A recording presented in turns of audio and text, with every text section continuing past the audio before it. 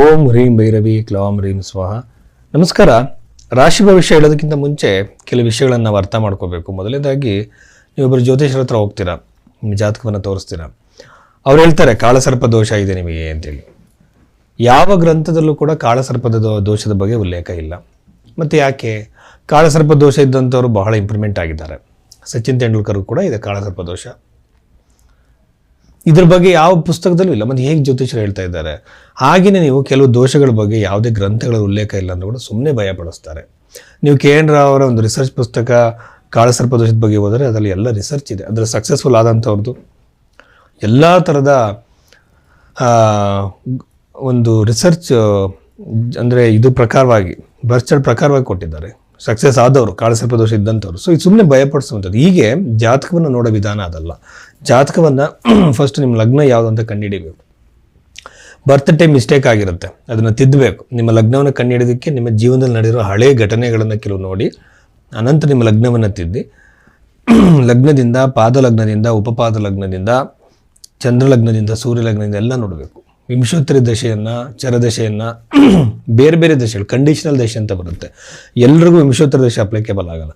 ಎಲ್ಲ ಮಾಡಿ ನಾವು ಭವಿಷ್ಯವನ್ನು ಹೇಳಬೇಕು. ಆಮೇಲೆ ಪರಿಹಾರಕ್ಕೆ ಬಂದಾಗ ಪರಿಹಾರದಲ್ಲಿ ಬಂದು ಯಾವುದೋ ದೊಡ್ಡ ದೊಡ್ಡ GeM stones, numerology, tarot card ಇದು ಯಾವುದೂ ಇಲ್ಲ. ಅದೇ ಥರ ವಾಸ್ತುವಿನ ಒಂದು ವೈಜ್ಞಾನಿಕತೆ ಹೋಗಿ ಅದರಲ್ಲೂ ಏನೇನೋ ಪರಿಹಾರಗಳು ಬಂದು ಸೇರಿಕೊಂಡಿದೆ, ಅವಲ್ಲ. ಮಂತ್ರ ಜಪ ದಾನಗಳಿಗೆ ಮೊದಲ ಪ್ರಾಧಾನ್ಯತೆ. ಅದನ್ನು ನೀವು ಕೂಡ ಮಾಡ್ಬೋದು. ಇದನ್ನು ಯಾರೋ ಒಬ್ಬರು ಬಂದು ಮಾಡಬೇಕು ಅಂತ ಏನಿಲ್ಲ. ನಿಮ್ಮ ಮಂತ್ರ ಜಪವನ್ನು ನೀವೇ ಮಾಡ್ಬೋದು. ಅದರ ನಂತರದಲ್ಲಿ ಜ್ಯೋತಿಷ್ಯನೇ ಇಲ್ಲ ಅಂತ ಕೆಲವರು ಹೇಳ್ತಾರೆ, ಗ್ರಹಗಳೆಲ್ಲ ಇಲ್ಲ ಅಂತ ಹೇಳ್ತಾರೆ. ಈ ಬಗೆಯಲ್ಲಿ ನಾವು ನೋಡಿದ್ರೆ ಸೂರ್ಯ ಕೂಡ ಒಂದು ಗ್ರಹ. ಆ ಗ್ರಹದ ಇನ್ಫ್ಲುಯೆನ್ಸು ನಮ್ಮಲ್ಲಿ ಹೇಗಾಗುತ್ತೆ ಅನ್ನೋದನ್ನು ಗೂಗಲ್ ಮಾಡಿ ನೋಡಿ. ಸೈಕಲಾಜಿಕಲ್ ಆಗಿ ಅಥವಾ ಫಿಸಿಕಲ್ ಆಗಿ ನಿಮ್ಮ ದೇಹದ ಮೇಲೆ, ನಿಮ್ಮ ಮನಸ್ಸಿನ ಮೇಲೆ ಸೂರ್ಯ ಹೇಗೆ ಪರಿಣಾಮ ಬೀರ್ತಾನೆ ಅಂತ ನೋಡಿ. ಆವಾಗ ನಿಮಗೆ ಗೊತ್ತಾಗುತ್ತೆ ಬೇರೆ ಗ್ರಹಗಳು, ನವಗ್ರಹಗಳು ಒಂದೇ ಗ್ರಹದ ಪರಿಣಾಮ ಇಷ್ಟಿರುವಾಗ ನವಗ್ರಹಗಳ ಪರಿಣಾಮ ಹೇಗೆ ಅಂತ ನಿಮಗೆ ಗೊತ್ತಾಗುತ್ತೆ. ಸೈಂಟಿಫಿಕ್ ಆಗಿ ಈ ಮುಂದೊಂದು ದಿನ ಇದರ ಪರಿಣಾಮಗಳು ನಮ್ಮ ಮೇಲೆ ಗೊತ್ತಾಗುತ್ತೆ. ಸೊ ಅದನ್ನು ಜಾಸ್ತಿ ದಿನ ಏನಿಲ್ಲ. ಹಾಗೆ ಜ್ಯೋತಿಷ್ಯವನ್ನು ನಾವು ವಿಡಂಬನೆ ಮಾಡೋದಕ್ಕಿಂತ ಮುಂಚೆ ಬಹಳ ವೈಜ್ಞಾನಿಕವಾಗಿ ಯೋಚನೆ ಮಾಡಬೇಕಾಗುತ್ತೆ. ನಮಸ್ಕಾರ. ಈ ಒಂದು ಕನ್ಯಾ ರಾಶಿಯಲ್ಲಿ ಜನಿಸಿದಂಥವರಿಗೆ ಈ ಒಂದು ತಿಂಗಳಲ್ಲಿ, ಡಿಸೆಂಬರ್ ತಿಂಗಳಲ್ಲಿ, ವರ್ಷದ ಅಂತ್ಯದ ತಿಂಗಳು ಏನೆಲ್ಲ ಅವಕಾಶಗಳು ಇದೆ ಅಂತ ನೋಡೋದಾದರೆ, ನನ್ನ ಪ್ರಕಾರ ಉತ್ತಮವಾಗಿರುವಂಥ ಧನಯೋಗ ಕ್ರಿಯೇಟ್ ಆಗಿದೆ. ಸಾಕಷ್ಟು ಹಣ ಬರುತ್ತೆ. ಎಲ್ಲೋ ಸಿಗಾಕೊಂಡಿರೋ ಹಣ ಆಗಿರ್ಬೋದು, ನೀವು ಕೊಟ್ಟಿರೋ ದುಡ್ಡು ಆಗಿರ್ಬೋದು, ನಿಮಗೆಲ್ಲ ಬರಬೇಕಾಗಿರುವಂಥ ಹಣ ಬರೋ ಸಾಧ್ಯತೆ ಬಹಳಷ್ಟು ಹೆಚ್ಚಾಗಿದೆ. ಫೈನಾನ್ಷಿಯಲ್ ಫ್ಲೋ ಹೆಚ್ಚಾಗ್ಬೋದು. ಸೋರ್ಸ್ ಆಫ್ ಇನ್ಕಮ್ ನಿಮಗೆ ಕೇವಲ ಒಂದೇ ಇದ್ದರೆ ಅದಕ್ಕಿಂತ ಜಾಸ್ತಿ ಆಗೋ ಅವಕಾಶಗಳು ಇರುತ್ತೆ. ಸೋರ್ಸ್ ಆಫ್ ಇನ್ಕಮ್ ಕೆಲವರು ಒಂದಿರುತ್ತೆ, ಮಲ್ಟಿಪಲ್ ಸೋರ್ಸ್ ಆಫ್ ಇನ್ಕಮ್ ಮಾಡ್ಕೊಳ್ಳೋ ಅವಕಾಶಗಳಿರುತ್ತೆ. ವಿವಾಹ ಮಾತ್ರ ವಿಳಂಬವಾಗ್ತಾನೆ ಹೋಗುತ್ತೆ. ಒಳ್ಳೆಯ ಸಂಬಂಧಗಳು ಬರಲ್ಲ. ಒಳ್ಳೆಯ ಸಂಬಂಧಗಳು ಬರದೆ ಅನವಶ್ಯಕ ಡಿಲೇ ಆಗೋ ಸಾಧ್ಯತೆಗಳಿರುತ್ತೆ. ಈ ಮದುವೆ ಆಗದಿದ್ದವ್ರಿಗೆ ನಮ್ಮ ಅಜ್ಜ ಅವರು ಇದು ಕೊಡೋರು, ಒಂದು ರೆಮಿಡಿ. ಇದು ಬಂದು ಏನು ಕಾಸ್ಟ್ಲಿ ಅಲ್ಲ. ಒಂದು ತಾಮ್ರದ ತಗಡಲ್ಲಿ ಮಂತ್ರವನ್ನು ಬರೆದು ಆ ಮಂತ್ರವನ್ನು ಒಂದು 3 ಥರದ ಕಟ್ಟಿ ಎಕ್ಕದ ಗಿಡ ಕಟ್ಟುವಂಥ ಬಹಳ ಇಂಪಾರ್ಟೆಂಟ್, ಬಹಳ ಎಫೆಕ್ಟಿವ್ ರೆಮಿಡಿ.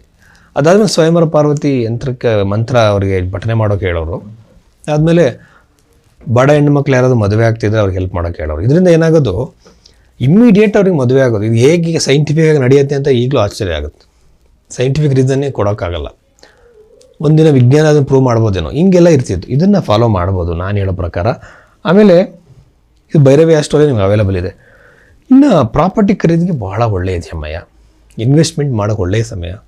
ಬಿಸ್ನೆಸ್ ಎಕ್ಸ್ಪ್ಯಾಂಡ್ ಆಗುತ್ತೆ, ವ್ಯವಹಾರ ಬೆಳೆಯುತ್ತೆ, ಸ್ಕೇಲಿಂಗ್ ಅಪ್ ಅಂತಲ್ಲ, ಅದು ಅನುಕೂಲ ಆಗೋ ಸಾಧ್ಯತೆ ಇದೆ. ಬಟ್ ಇನ್ನೊಂದು ಅನವಶ್ಯಕ ತಿರುಗಾಟ ಓಡಾಟಗಳಾಗುತ್ತೆ ನಿಮ್ಮ ಹೊಸ ಕೆಲಸಕ್ಕೋಸ್ಕರ. ಬಟ್ ಕನ್ಯಾ ರಾಶಿಯವರು ಸ್ವಭಾವತಃ ಬುದ್ಧಿವಂತರಾಗಿರೋದ್ರಿಂದ, ಎಲ್ಲ ವಿಷಯಗಳನ್ನು ಅಳೆದು ತೂಗಿ ನಿರ್ಧಾರ ಮಾಡೋದ್ರಿಂದ ಅವ್ರಿಗೆ ತುಂಬ ಶಾರ್ಪಾಗಿರ್ತಾರೆ.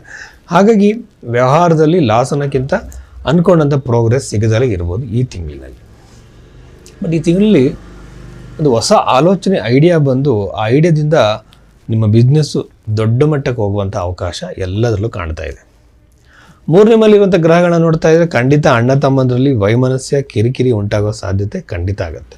ಆಮೇಲೆ 12ನೇ ಮನೆ ಕೇತು ಬರೋದ್ರಿಂದ ನನಗೆ ಅನಿಸೋ ಪ್ರಕಾರ ನೀವು ಪುಣ್ಯಕ್ಷೇತ್ರಗಳಿಗೆ, ಶಕ್ತಿ ಕ್ಷೇತ್ರಗಳಿಗೆ, ದೇವಾಲಯಗಳಿಗೆ ಭೇಟಿ ಕೊಡುವಂತಹ ಅವಕಾಶ ಹೆಚ್ಚಾಗಿದೆ ಈ ತಿಂಗಳಿಂದ, ಡಿಸೆಂಬರ್ ತಿಂಗಳಿನಲ್ಲಿ. ಯಾವುದೋ ಒಂದು ಕಾರಣದಿಂದ ಒಂದು ಟ್ರಿಪ್ ಪ್ಲ್ಯಾನ್ ಮಾಡ್ಕೊಂಡು ನೀವೆಲ್ಲ ಒಂದು ಭಾಳ ಒಂದು ಪ್ಲೇಸ್ಗೆ ಹೋಗುವಂಥ ಸಾಧ್ಯತೆ ಇದೆ. ಆಮೇಲೆ 6ನೇ ಮನೇಲಿ ರಾಹುವಿಂದ ಸ್ವಲ್ಪ ಶತ್ರುಗಳಿಂದ ವಿನಾಕಾರಣ ನಿಮಗೆ ಮನಸ್ಸಿನ ಮೇಲೆ ಕಿರಿಕಿರಿ ಆಗುತ್ತೆ, ಟೆನ್ಷನ್ ಆಗುತ್ತೆ, ನೋವಾಗೋ ಸಾಧ್ಯತೆ ಇರುತ್ತೆ. ನೀವು ಮಾಡದಿರೋ ತಪ್ಪಿಗೆ ನೀವು ಅಪವಾದ ಎದುರಿಸುವಂಥ ಸಾಧ್ಯತೆ ಅತಿ ಹೆಚ್ಚಾಗಿದೆ ಅಂತ ಹೇಳ್ಬೋದು ಈ ಒಂದು ಕನ್ಯಾ ರಾಶಿಯವರಿಗೆ. ಆಮೇಲೆ ಬಹಳ ಉತ್ತಮವಾಗಿರುವಂತಹ ಗ್ರಹಗಳನ್ನು ನೋಡ್ತಾ ಇದ್ದರೆ